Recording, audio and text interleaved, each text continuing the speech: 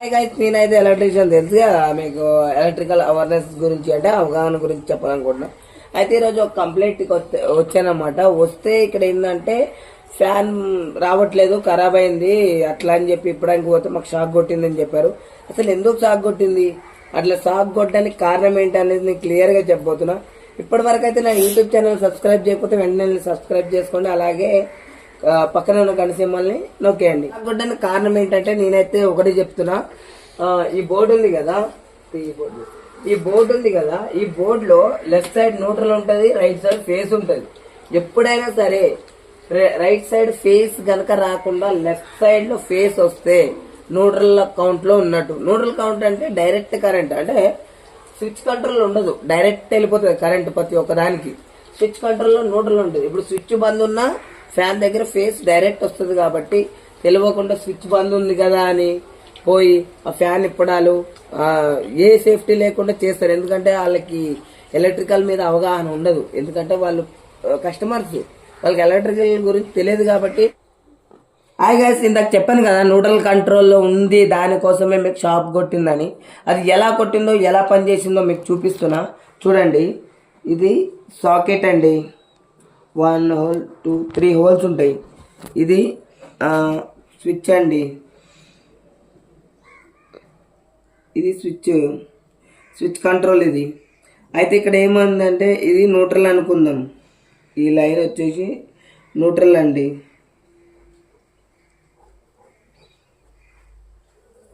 ఇది న్యూట్రల్ అనమాట. ఇది వచ్చేసి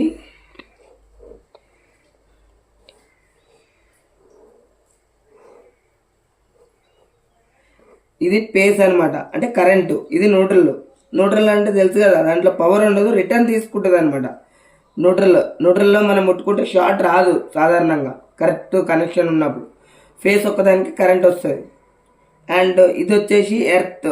ఇది ఎర్త్ మీకు అందరికీ తెలిసిందే, ఎర్త్ అనమాట. ఇది ఎర్త్ అనేది మనకి అపాయం నుంచి కాపాడే ఒక ఆయుధం అనుకోవచ్చు.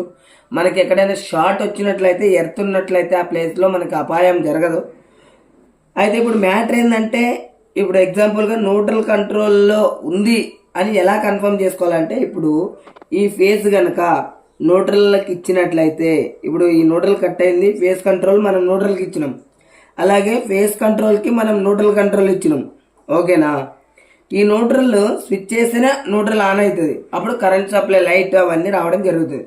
అలా కాకుండా ఇప్పుడు న్యూట్రల్కి ఫేస్ కంట్రోల్ ఇచ్చి ఇక్కడ ఒక లైట్ ఉంది, ఇక్కడ లైట్ ఉంది, ఇక్కడ ఫ్యాన్ ఉంది,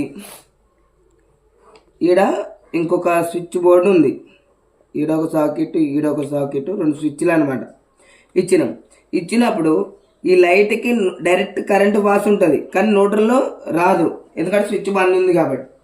ఈ ఫ్యాన్కి అంతే, ఇక్కడ ఫేస్ వస్తుంది, అంటే కరెంట్ వచ్చేసింది కానీ న్యూట్రల్ రాదు, మైనస్ అనేది రాదు, ఎందుకంటే ఇక్కడ స్విచ్ బంద్ ఉంది, ఓకేనా. అలాగే స్విచ్ బోర్డులకి కరెంట్ రావట్లేదు, ఆన్ అవ్వట్లేదు అంటారు. ఇక్కడ స్విచ్ చేస్తేనే ఇక్కడ కరెంట్ వస్తుంది, ఈ స్విచ్ బోర్డులకి కరెంట్ రాదనమాట, ఓకేనా, కరెంట్ రాదు. అయితే ఈ అబ్బాయికి ఫ్యాన్ దగ్గర ఎందుకు షాక్ కొట్టింది అంటే, రీజన్గా చెప్తున్నా, ఈ ఫ్యాన్ దగ్గర ఆల్రెడీ కరెంట్ పాస్ అవుతుంది, న్యూట్రల్ రాదు. అంటే కరెంట్ అంటే ముట్టుకుంటే ఆటోమేటిక్ షాక్ కొడుతుంది. అయితే ఇట్లా షాక్ కొట్టడం జరిగింది, దీన్నే న్యూట్రల్ కంట్రోల్లో ఉండడం అంటారు. వాళ్ళు డైరెక్ట్ వెళ్ళి ముట్టుకోవడం జరుగుతుంది, అలాంటప్పుడు డైరెక్ట్గా షాక్ కొట్టడం జరుగుతుంది. అంటే దాన్నే అంటారు న్యూట్రల్ కంట్రోల్లో ఉంది అని అర్థం.